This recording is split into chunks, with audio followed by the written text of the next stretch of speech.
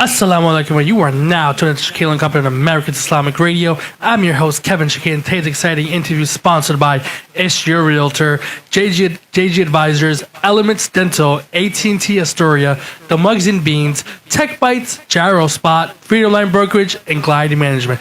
Today we have none other than America's Islamic Radio's own sponsor, Ismail Kolia, associate broker and shareholder for EXP Realty. Assalamu alaikum. Wow, How you doing today, Ish? You sound like a pro. It's been a year, so I think I have to get it done now. I think you got it done. How's your day going so far? My day is going amazing. Alhamdulillah, I'm super blessed. I'm having a great day. Thank you. Listen, on behalf of America's Islamic Radio, we want to thank you for being a continued sponsor for America's Islamic Radio, and we value your sponsorship, we value your support, and we're so glad he's out here. I'm just ecstatic right now. Thank you. Honestly, I can feel the energy. It's amazing, man. Listen, it's late at night right now, and we're still going at it. That's right. That's right. So, Ishmael, how was your day today? What did you do today specifically? Because you were just telling me a little story right now. My day is going fantastic. I started my day by teaching. I teach at a real estate association in White Plains, New York, one of the biggest associations in the United States with 11,000 members, merging with Long Island Board soon. That will mean about 40,000 members. So I teach a few classes there, and then we just came from a networking dinner sponsored by the law offices of Amina Rashad. So thank you, Amina, for that. Thank you. Fantastic event, meeting so many different people. And now, to top it all off, I'm here, meeting you and seeing you, and sponsoring a cause that is near and dear to me. So great day. Amazing day. So, Ishmael, I want to get right into it, right? I want our viewers to get to know exactly who you are. So, Ish, tell our viewers a little bit about yourself. All right. So, again, my name is Ismail. Originally from India, came to the U.S. when I was 13, one of 11 siblings.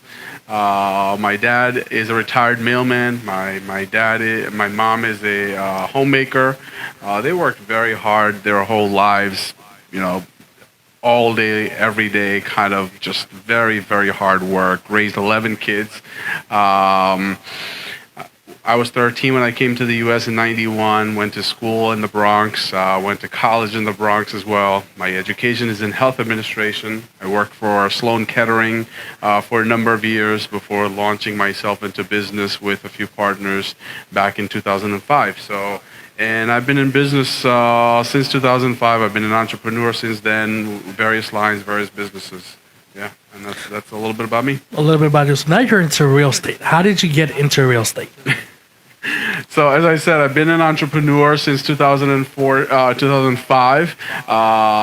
That means, having control over my own income, not having to wait for a salary or a raise, not also having a boss over my shoulders and so forth. So having that entrepreneurial spirit and being used to that entrepreneurial life, real estate really spoke to me, right? That's the beauty of real estate as well, in that you control your income. You determine how much you are going to make this year, and you also are not answering and answerable to a boss. So that's why I got into real estate. I initially got into real estate about 6 years ago. I joined an office in the Bronx. I didn't really get the environment that I needed, and so I actually dropped out of real estate. Real estate is one of those fields that is easy to get into. And in business, that's called barriers to entry. That means the fewer the barriers, the more people will enter, right? So real estate is one of those fields that has a few barriers to entry, and therefore a lot of people become real estate agents. Becoming real estate agent is actually the easy part. Making money is the tough part. So because I was not part of a right team 6 years ago, I also dropped out of real estate.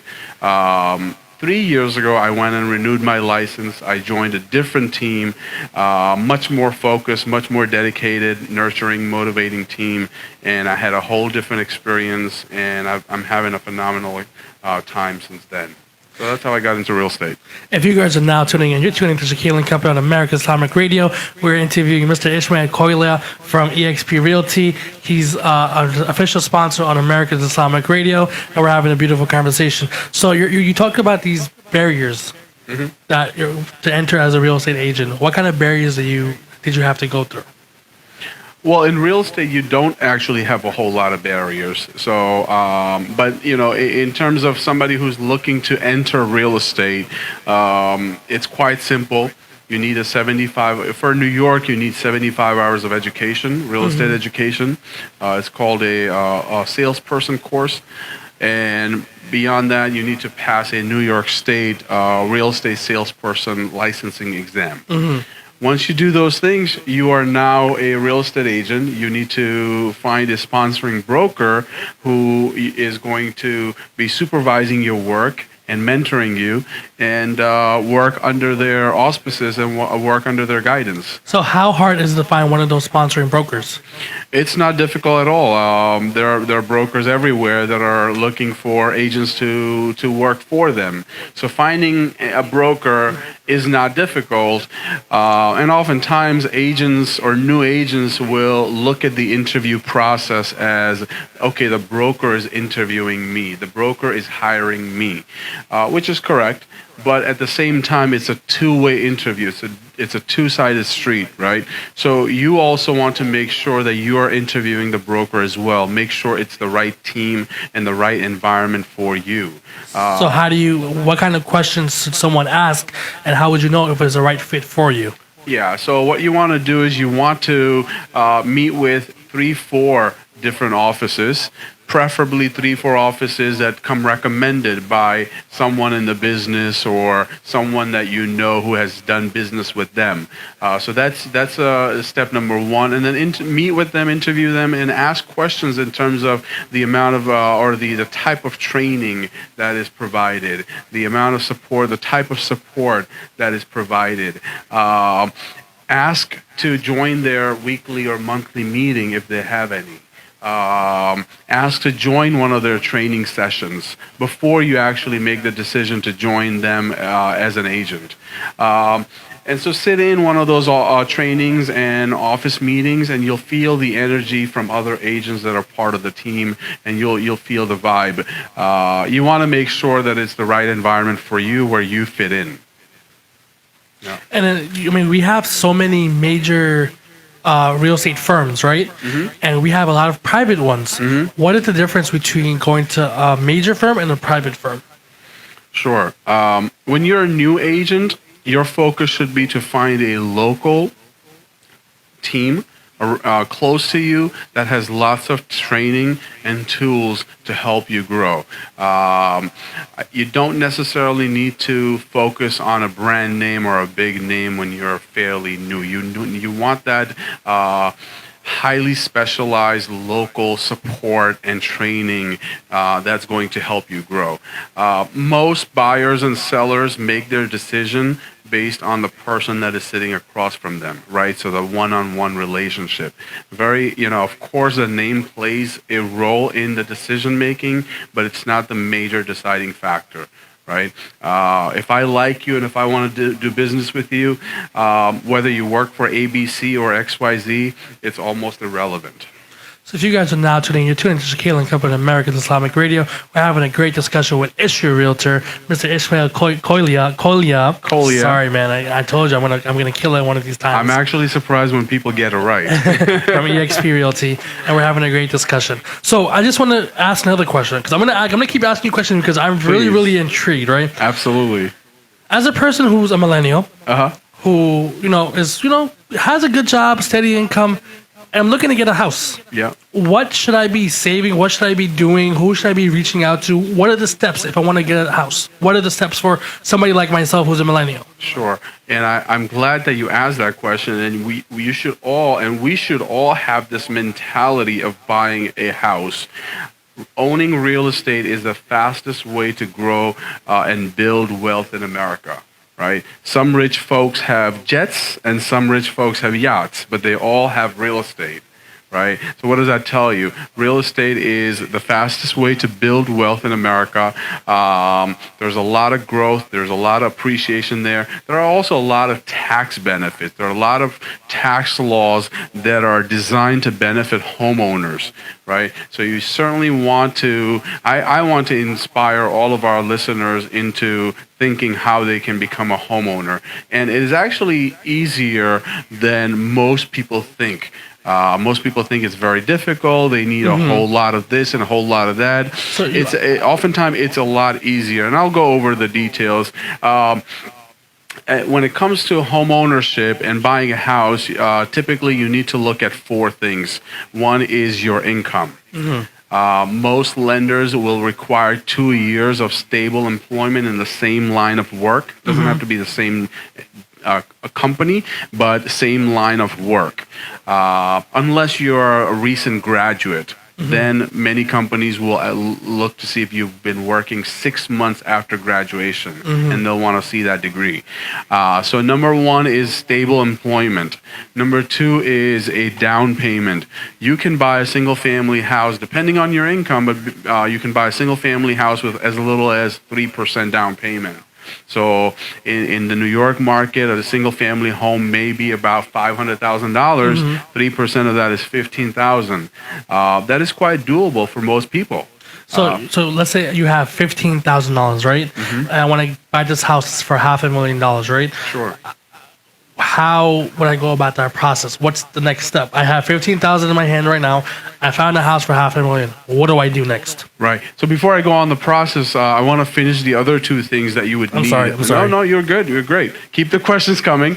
So 3% for a single family home and 5% for a multifamily house. So again, if there's a multifamily house for $600,000, 5% of that is $30,000. That's approximately the cash you need. You need more money than that for closing costs and so forth, but sometimes the closing costs can be put into the mortgage as well, under what's known as seller concession. So, but there are ways to work around that. I've helped a young family earlier this year that only had $18,000. Now they own a beautiful home in the Bronx with grass on all four sides. Amazing. Right? They were cramped in a 1-bedroom apartment before. Now they've got a 3-bedroom plus a whole basement, parking, and yard all around. So it is it is doable more than many people think. So number one is stable employment. Number two is down payment. Number three is your credit. So you want to make sure that you have good credit. You don't want to open credit cards that you don't need. And so forth. You don't want to open too many credit cards. Oftentimes when we go to department stores and so forth, at the checkout they offer 10% discount for opening their 25% off. Or 25%, 5%, 10% for opening their store card. It sounds very enticing, but when you think about it, it's only $10 or $20 that you're saving, but that's an additional hit on your credit. So you have to ask yourself, is it really worth it for me? You want to safeguard your credit because that is a means of opening many doors in this country. And then the fourth is your liabilities. Right? What are you liable for? What are you responsible for in terms of paying? What's on your shoulder? So, for example, your car lease or car financing, your student loans, your credit card loans, and so forth. You want to learn to live within your means, and you also want to learn to live simply. You don't need to drive that Ferrari if you can drive a Jeep like I do, right? If that means that the ability to buy a house, right? I rather buy a house than own a Ferrari, to be honest with you, right? So you want to ask yourself, hey, is this next purchase that I'm about to make, is this a liability or an asset, right? So buying a Ferrari is a liability. It's a cost. It doesn't really bring anything for me besides some fame, I guess, right? Or some status. But owning a house, it's going to be an asset. Right? Even there, you have to make sure that you're buying the right type of house and so forth. So those are the four things in a nutshell that you want to keep in mind: a stable income, enough money in the bank for your down payment, and the money has to be in the bank. It cannot be in the mattress and so forth. It has to be traceable, or it has to be in the bank for at least 2-3 months before you approach a lender. Number 3 is your credit score, and number 4 are your liabilities. So those are 4 things. In terms of the process of buying a house, the process should begin with meeting with either a real estate agent and then working with a mortgage company, or meeting with the mortgage company and then connecting with a real estate agent. So the very first thing you should do, or one of the very first things you should do in your home buying process, is get a mortgage pre-approval. What's all that about? What that does is it sets the tone for your affordability. What can you afford, right? Imagine going into a shopping mall and not knowing what's in your pocket. You don't know what's in your pocket, right? You don't know if you have cash. You don't even know if you have any credit cards. You don't know what's in your credit card. Imagine going into a mall with no idea what's in your pocket. That's kind of what it is like starting to look for a house and you're not pre-approved. You're quite blind about your affordability. Secondly, the professionals that you're going to interact with are not going to take you seriously. The agents in real estate are not going to take you seriously when they find out that you're not pre-approved for a mortgage. Sellers will not take you seriously. Seller agents will not take you seriously. And many times you won't actually even get to see the house. Right? Even if you do get to see the house and you like the house, now it's time to make an offer. Your offer will not be presented or taken seriously without a pre-approval. So again, you're really just doing a disservice to yourself by looking at houses without having a pre-approval. So one of the first things you want to do is you want to approach a mortgage company. We're blessed to have Islamic mortgage companies, alhamdulillah, in this country. There are numerous ones. Our listeners can reach out to me, and I'm happy to connect them with a mortgage company. I used to be part of Guidance Residential as well, so I personally have experience with Guidance in the past, and I can answer some of those questions about mortgages.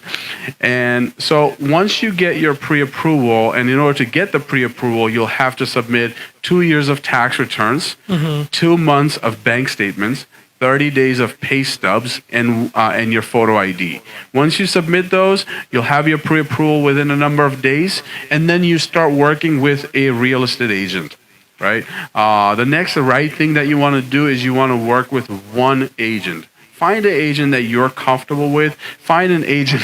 Well, if I'm in your area, I'm more than happy to help you and your family. If I'm not in your area, I'm more than happy to recommend you to one. And what areas do you cover, Mr. Ish? I'm licensed in all of New York. However, I specialize in the Bronx and Westchester markets. That's my specialty. And I do have partners all over the geography, as well as Queens, Long Island, and other parts of New York. And I have connections across the United States.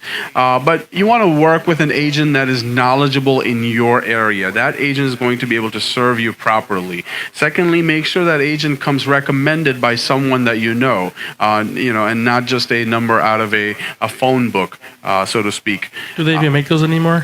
I'm not sure. They used to in my days.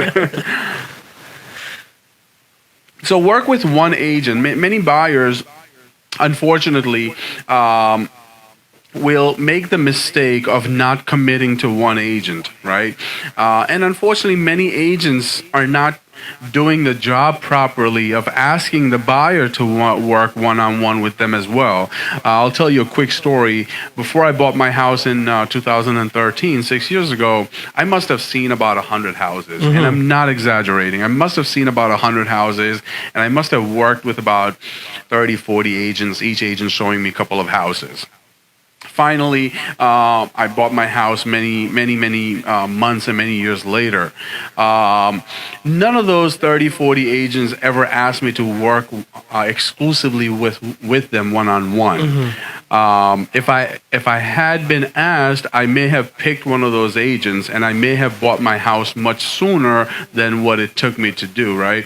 So as a buyer, I'm advising you that find one agent, find the right agent, and work one-on-one with them. When an agent knows that you are working exclusively with them, they're going to give you better attention and better focus than they would if they knew that you're working with many agents. So work with one agent exclusively. Also, make it clear with the agent. First of all, make it clear with yourself and your family members the wants and needs. What is it that we must have in this house? Right? For example, we must have 3 bedrooms. We must have a pool. Right. That sounds more like a want. We want a pool. We don't need a pool. That's my wife's requirement. Okay. A pool. Whatever it is, what you want to do is you and your family members want to sit down and write down 2 lists. Make 2 lists. One list would be things that you absolutely must have, things that you're not going to sacrifice or negotiate, such as we must have 3 bedrooms, we must have parking. For some people, being close to masjid is a very must. For some people, being close to bus or subway is very important, right? And then also make a list of wants, right? Some people want to have a balcony, some people want to have a 4th bedroom, some people would like to have a bedroom on the 1st floor, but it's not must. Some people would like to have a swimming pool, but it's not a must, right? So make a list of must-haves and nice-to-haves, right? And then communicate that information with your agent. Be very clear with your agent. Say, hey, this is what we must have, and these are some things that we would like to have. When your agent has a clear idea of what you want, that agent is able to be able to do their job properly and find you your house sooner rather than later. Your goal as a first-time home buyer, I'd like to advise you, your goal should not be to see 20, 30, 40 houses. If you're working with the right agent and if you have communicated clearly to your agent what is important to you in this house, you should be able to see 5 to 10 houses and find that right house. I've sold, alhamdulillah, over the last 2 years, I've done about 24 deals, roughly 1 per month, and most of my buyers have seen less than 5 houses. Wow. Most of my buyers have seen less than 5 houses. One of the things I do with my buyers is I listen very closely to what it is that they are telling me. And I ask them to make that list of wants and needs, right? What must you have in the house and what would be nice to have in the house? And then I email them and show them properties that fit everything that is a must for them and that also has a few of the wants. So chances are that they like the 1st, 2nd, 3rd house that I show them. I've sold first house I showed my buyer, a 2nd house to a different buyer, 3rd house to a different buyer that they bought.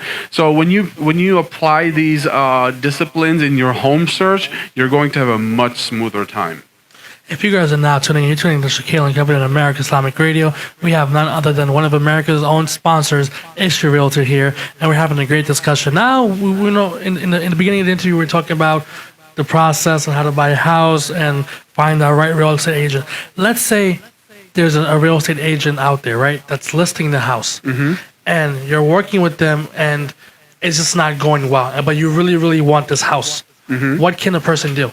So you are speaking as the buyer. As the buyer. You are the buyer. You're trying to buy a house, and there's a listing agent with a property. Yep. And they're not budging. They're not responding. Got it. You're not getting any phone calls back. Right. What do I do? That's a great question, by the way. A lot of people in our community have the false impression that if they work directly with the listing agent, that they're going to get a deal, that they're going to get they have a better shot of getting the deal because the listing agent will be able to keep the whole commission, and therefore the listing agent is more inclined to work with them. That's a false impression, and that's a myth that many people in our community have. The truth is, the listing agent is obligated to work with every buyer, regardless of who the agent is for them, who the agent representing them is. Having said that, every buyer, I recommend you should have your own agent. The listing agent has been hired by the seller to do one thing: So get the house sold and at the highest price possible. That's their job. That's what they've been hired for. So if you now employ that agent to help you buy that house, that agent is now working under dual agency, right? That means that agent is representing both you and the seller, and that agent is obligated and required to represent both parties fairly. But ideally, you want to have your own agent as a buyer's agent. The seller has hired their agent, and the seller's agent is doing everything they can to negotiate on behalf of the seller, and so should you. It does not eliminate or lower your chances of getting the deal. The truth is, every offer that is presented to the seller's agent has to be presented to the seller by law. Right, so imagine you're the buyer and you have your own agent, and your agent presents an offer to the listing agent. That listing agent is required by law to bring that offer to the seller's attention. Otherwise, they're risking their license and business. So you do not lower your chances of getting the deal by working with your own agent. So if you are still having difficulty reaching that agent, I suggest get your own agent. Mm-hmm. Your agent, when that agent knows that they're being contacted via phone, text, email by another agent, they're going to be on their toes because they know that another professional is reaching out to them, and there could be more repercussions if they don't behave properly. So my advice is get your own agent and have your agent represent you. Another way to get some attention is reach out to the broker of the agent, right? Because the broker is responsible for supervising the actions of the agent. So reach out to the broker of the office and say, hey, I've been trying to reach your agent. I've not been able to. Perhaps you can help me. Right? Maybe there's a good reason, right? Maybe the agent is out of town or not feeling well, or whatever the reason may be, but reach out to the broker. If the agent in question happens to be the broker owner himself or herself, then you can reach out to the local MLS board, Multiple Listing Service Board, which is the Realtor Association that they may be a part of, or you can reach out to New York State Department of State, because we are all licensed by Department of State, and then you can file your complaint with the state about an agent that is not serving your needs. So that's the route you want to go. But however, the best way to have a good hassle-free experience is have your own buyer's agent representing you in this deal. This is a very big purchase. Most Americans do not buy anything bigger than a house. A house is the biggest thing most Americans ever buy. And it's a major deal. We're talking hundreds of thousands of dollars, and we're talking 10, 20, 30, 40-year commitment to this property for you and your family. So you really want to have a professional working on your behalf and in your corner. And oftentimes in real estate, it doesn't cost you anything or much to have your own agent, because a lot of times the buyer's agent is compensated from the seller's side at the closing. So what other industries or what other lines of work can you think of where you have a licensed, educated, and experienced professional guiding you and helping you for 2, 3, 4, 5 months without costing you anything? There are not any lines that I can think of. So certainly, again, one more time, have a buyer's agent represent you. Thank you so much, Ish, for all this wonderful information. And one of our viewers are actually listening to us right now. And if you have any questions, you can always email us at info@americanislamicradio.com, and we'll get the questions to Ish. Ish, if a person wants to reach out to you, how can they reach out to you? Best way to reach out to me is my phone, 914-215-1540. I'm great with text messages as well as phone calls. My email is ishyourrealtor@gmail.com. I'm also quite active on social media. I do answer questions from people, whether it's Facebook or Instagram, LinkedIn as well. You can look me up as Ish Your Realtor on Facebook, Instagram, and LinkedIn. But yeah, I'm happy to answer your questions, whether you hired me to help you out or not. I'm certainly more than happy to answer your questions, steer you in the right directions, recommend you some professionals, whether it's inspectors for the property, real estate lawyers, mortgage professionals, home insurance companies, and so forth.